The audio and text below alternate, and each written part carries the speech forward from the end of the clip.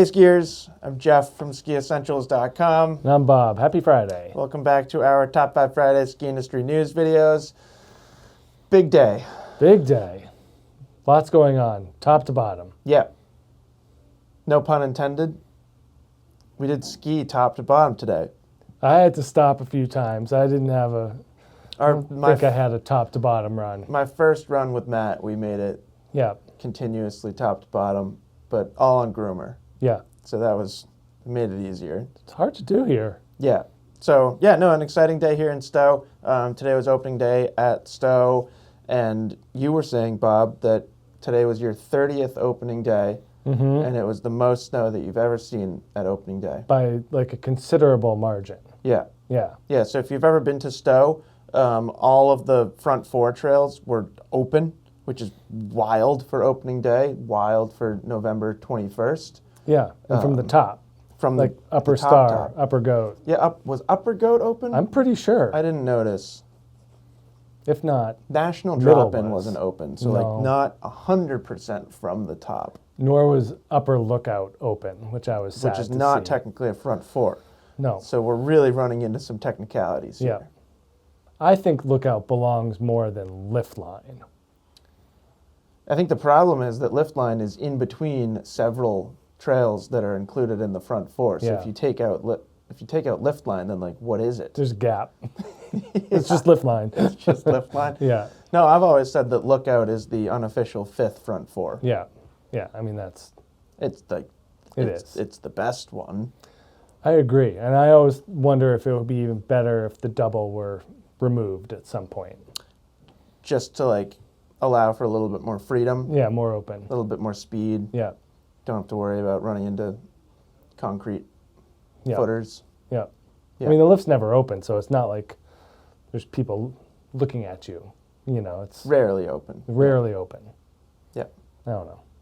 It was fun. Anyway, so great to be back on snow. Definitely look out for some on snow content coming soon. I don't know if we'll do anything next week. Maybe give ourselves a week to get our legs back under us, and then we got plenty of things to Sure. do. So looking forward to that.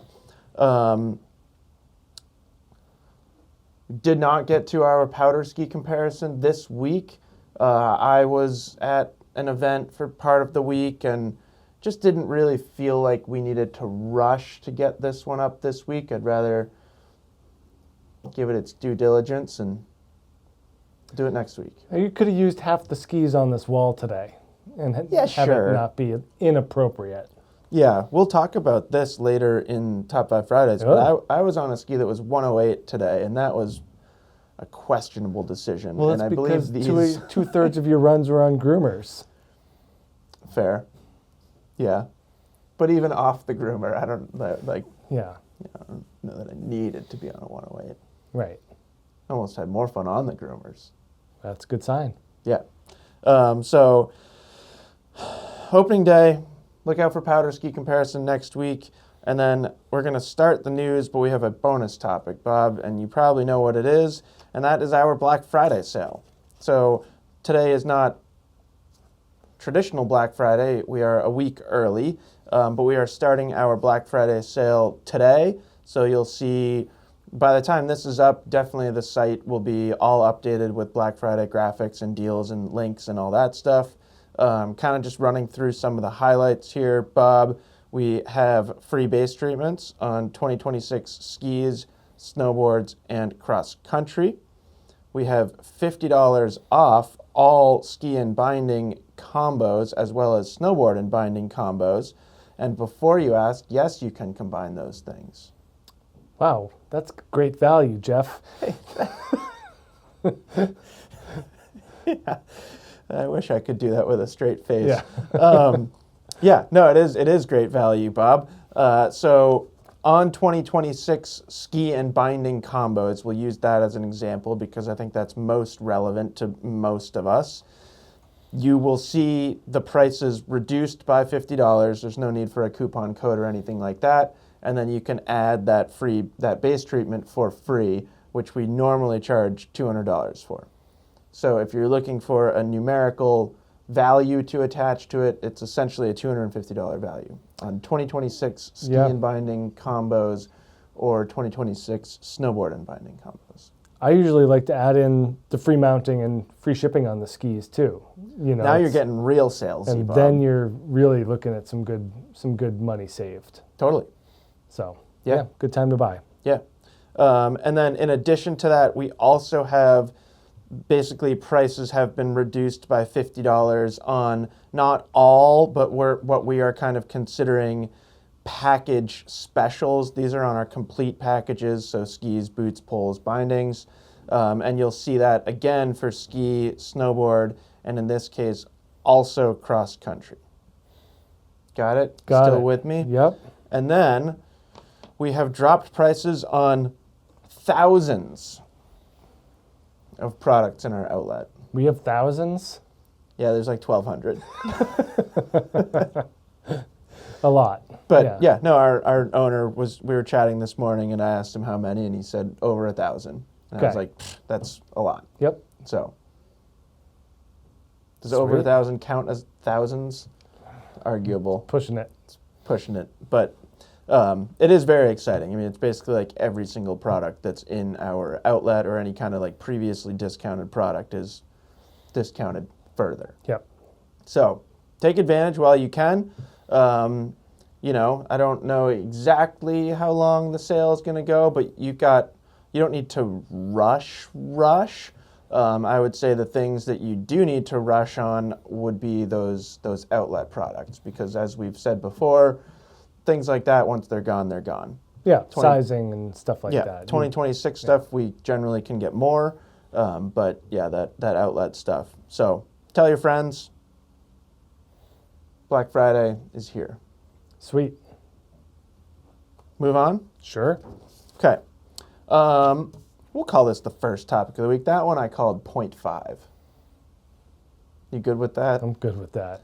First topic of the week, we've got the Levy recap, the FIS slalom races from last weekend. Bob, did you watch it? Nope.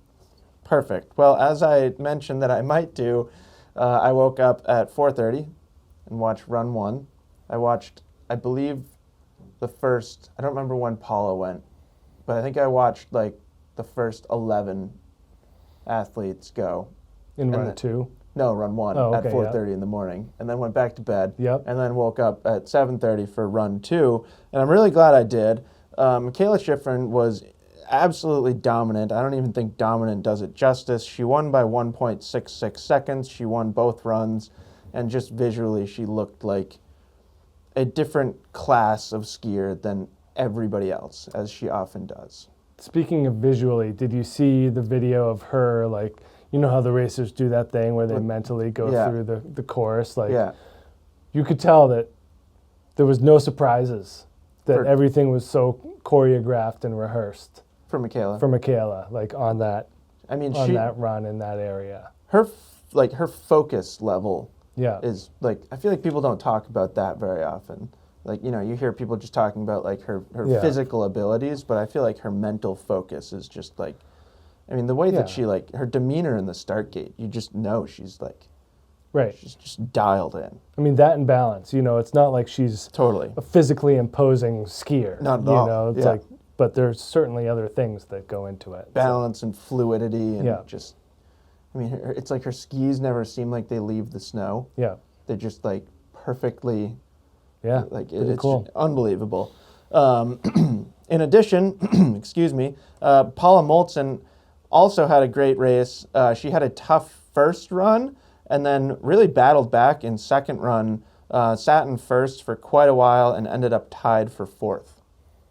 Pretty solid. Pretty solid. Sad to miss out on the podium. Just barely. Yeah. Yep.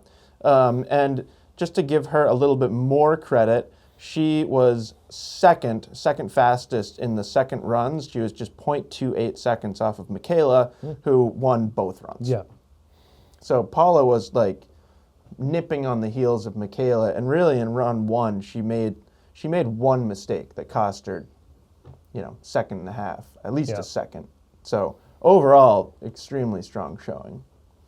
On the men's side, Couple notable athletes here on the men's, Ben Ritchie crashed out in second run, but did make it to second runs, which is always an accomplishment.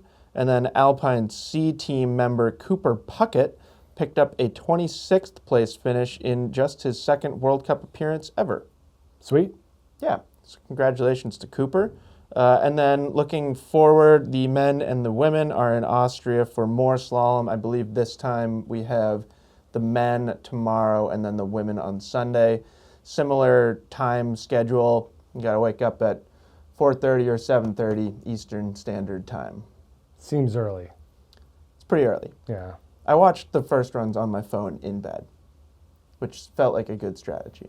That is. Didn't have to go far. Didn't go far. No. So yeah, looking ahead, and then I believe after that race, then we get into the copper races. Second topic of the week here, Bob. Natural Selection Ski has announced their qualifier event at Palisades. They are calling it Super Sessions. We talked about this recently, and it's going to be a very, very small field. It's just 4 men and 4 women, assumedly the same kind of like bracket elimination style. It'll be broadcast on Red Bull TV, and the winners each earn a spot in that Alaska event. Sweet. Yeah, I think that'll be cool. It's also like watching like the Alaska stuff, it feels so unattainable. At least like Palisades, you can buy a lift ticket. I mean, yeah, the Alaska stuff is remote on a number of different levels. Exactly. Yeah. Yeah. Yeah, it's hard to see yourself there. Yes. Where, chances are you probably can't ski like the people that will be in this event, but at least you can go and look at the terrain. I've ridden the lifts there. Yeah. That counts. Exactly. So excited for that. And then third topic of the week, this has been kind of creating some buzz in the ski industry. Blizzard has officially announced their Canvas skis. So they've kind of been teasing these for a while. We shared a short little reel. They have been calling the project carte blanche in the sense that they approached it with just unlimited freedom. It was really an athlete-driven project for them, and it's really focusing on the free ski side of the sport. So, if you were to differentiate these from Rustler and kind of attached some tags to it, Rustler is more on the free ride side of the sport.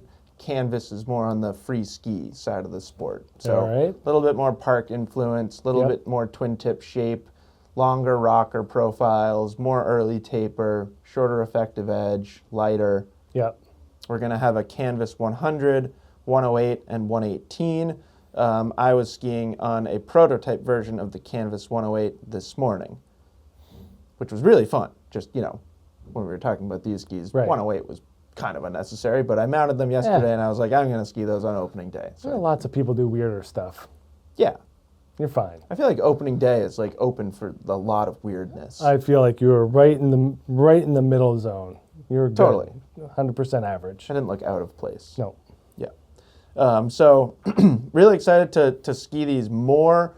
We are going to do kind of a line preview, first impression style video as we like to do on kind of big announcements like this. We're just waiting to get our hands on the actual skis with the actual graphics, which I believe we'll be able to soon. That said, if you're looking to buy one, only the 108 will be available this year. Yeah. And should be available by mid-December. And then the others will be like 26, 27 skis. So looking ahead a calendar year. Yeah. Thinking about Stowe, I'm quite excited about the Canvas 100. The 100. I mean, sure. Who would have guessed you would have liked the 100 millimeter twin tip oriented skis? Breaking news. Shocking. Yeah. But no, it's really exciting. And the event that I was speaking about earlier, that I was away this week, that was with Blizzard, and a lot of it was talking about these new Canvas skis. They're doing like using a different artist each year, kind of ties into the Canvas name. Mm-hmm.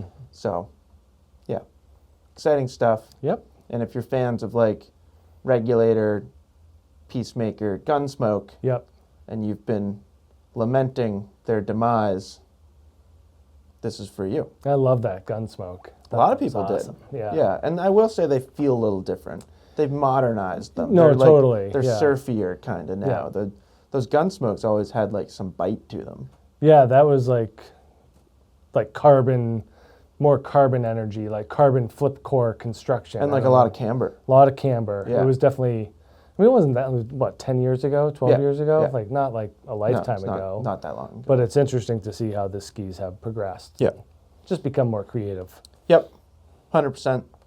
So yeah, stay tuned for more on that. Not just from us. You'll see people all across the industry talking Yeah, about everyone's got it. canvas Yeah. skis. Yeah. And then fourth topic of the week, Bob, we've got some ski patrol unionization news as well as some legal news. Great. Would you say this is your favorite topic? This is the least fun topic. Yeah, this one's at least interesting. So a couple of ski patrol topics here. In Jackson Hole, 93% of the resort's eligible patrollers have voted in favor of unionizing. That wasn't a vote to unionize, it was just a like gauging Yep. interest. So they are not officially unionized, but you know, I would say with that level of support, it kind of feels inevitable. I mean, the Park City thing, I think, just kind of paved the way for this to be, especially at a place like Jackson Hole. Yep. And it was obvious I at Park agree. City, too, where these bigger places with more demand on safety. Yep. Like, this is a big need, and they need to take care of these people. Yeah, more, you know, it's like more focus on safety and Yeah. and it's more demanding on the patrollers. Totally. It's, Yeah. you know, patrolling out west is different, not to take anything away from people that patrol here in New England, but there's some different risks. Yeah, and different sets, like skill sets that you Correct. need. Yeah. In other news, the Telluride Ski Patrol that is unionized has voted to authorize a labor strike. They're going for it. Yeah, they're going for All it. You know, you were just talking about Park City. They are really following in the footsteps of Park City. There's already talk about bringing in some temporary patrollers from around the country to fill the void. So it is truly like a carbon copy, or at least echoes that Yeah. whole Park City debacle. Similar like timing too, right before Right. December. I think that's when do it on Christmas week. That's when your leverage is best. Yeah. Yeah. So stay tuned. It'll be interesting to see how that all plays out. And then also in Colorado, the state Supreme Court has ruled in favor of hearing a previously thrown out case regarding an individual being struck by a resort snowmobile. Sounds like a blind corner situation. And, you know, this kind of ties into all of the Oregon news that Yeah. we've been talking about, which is certainly affecting things. Yeah, and I think that kind of the big part about that Oregon thing, and I'm sure it applies here, is like these things need to be taken on a case-by-case basis, where just Yeah. the resort saying snowmaking and grooming operations may be in operation at all times Yeah. doesn't mean that a snowmobiler, and I don't know what happened, but that a snowmobile Right. operator can just drive up the middle of the trail at 100 miles an hour and mow people down. Well, Like, that's what they're arguing, is that he acted in gross negligence. I mean, He or that's- she, I shouldn't assume. Yeah, I mean, that's different than just a blanket coverage being like, oh, sorry, this is Yeah. your fault because we said that there might be a snowmobile on the mountain. Well, it kind of, I mean, for a long time, it kind of felt like that was, you know, you signed the Yeah. liability waiver. That's Right. just like blanket, like, sorry. Yep. But now we're kind of getting into the Yeah. the weeds a little bit. I mean, I've had some close calls with snowmobiles up here on the hill. Totally. Not their fault. They have to go up the mountain. I would feel like I want to say I'm at least like somewhat constantly Yeah. looking for snowmobiles, because it is kind of like startling sometimes. Yeah. Yep. Especially like early in the morning, like if we're up there Well, that's when I see them. first thing Yeah. midweek, and like, you know, say we're like one of the first chairs that goes up, and you're, you know, skiing down, there's no one in front of you, Right. so you're going pretty fast, and then you come around a corner and a snowmobile is coming up the trail, and you're like, oh, Yeah. you know, Yeah, a couple it seconds happens. later it could have been terrible. Yep. So interesting. I'm sure we will be talking more about both the ski patrol stuff and the Yeah, the liability is yeah. wild. I think that's going to get weirder before it gets calmer. Yeah. Did you see in your snow report people really like that you referred to people getting weird in the woods? I don't know why that's strange. It's something I say. I really liked. Yeah, I didn't think anything of it when you said it, and I was standing right there. And Yeah. people are all interested in the comments. Yeah. All right. Also, a lot of people were fascinated that you've been to 30 opening days. Like, what else are you gonna do? I don't know. Yeah, started in 95. You lived here now. 2025. Yeah, I thought that was interesting. Finally, we've got our edits of the week. First one's a fun one. I haven't watched the whole thing, but I watched some bits and pieces of this the other day. Alex Hackle learns to carve with Ted Ligety. Love it. Right? Love these. I mean, like, We need more content like that. and then there needs to be a flip one of Ted Ligety learns Like swerve skiing with Alex Hackle. Yeah. Yeah, I would love that. Honestly, I think it's harder to go that way. Then carving with Ted. Yeah. You gotta like go against everything that you've ever learned. Right. Second edit of the week, we've got Too True from Entourage. This is really cool. A little kind of short ski film, 20 minutes long. Really nice mix of some backcountry skiing, some backcountry jumps, some urban rails. Just like a true ski movie vibe. Then we've got a Slush edit. I believe this was from Super Unknown or Super Park. I can't remember. Please forgive me. Between Matt and Jacob. I'm just going to skip their last names because at least one of them is challenging to pronounce. And even in the video, they were like, Matt and Jacob. And I was like, I'm going to do that. But yeah, really, really fun to watch that one. And then lastly, we've got The Line That Ended a Ski Career with Nikolai Schirmer. All right. Which I have not watched yet, but I watched the first minute and it looked His stuff scary. His stuff is terrifying. Yeah. It's really well done, but it's horrifying. Yep, I agree. So yeah, back on snow. Yep. My legs hurt. I'm really quite tired, and I only took 3. You also only took 3 runs. Yeah, but that National run was a doozy. Yeah, top to bottom natural snow, kind of frozen underneath and pretty bumpy. Yeah, a lot of turns. A lot of turns and not easy turns. Nope. Yeah. That's what did me in. It was the bottom, the little bumpies. Yeah. That killed me. Also, every time I go through the park and then have to hike back to my car, I'm like, what am I doing? It was only 100 yards. I know, but it's such a hard 100 yards. Yeah. It always feels like I've made a mistake. I had to park in that second lot. So many people there. The further down one? No, the Or further, the the closer to the road. But got I was pretty- able to ski right to the car. I got a pretty good spot this morning. But- Matt and I were close. Amazing It was that you nice. can ski to your car on day one. Yeah, through the parking lot. Yeah, through the parking lot. Yeah, tremendous amount of snow up there. So, yeah, Black Friday, we're skiing again. Fun ski news, World Cup racing. It really feels like we're back into winter. Yep. So, hope everyone has a fantastic weekend. Look out for this next week and hopefully something else too. And yeah, we'll talk to you soon. Bye.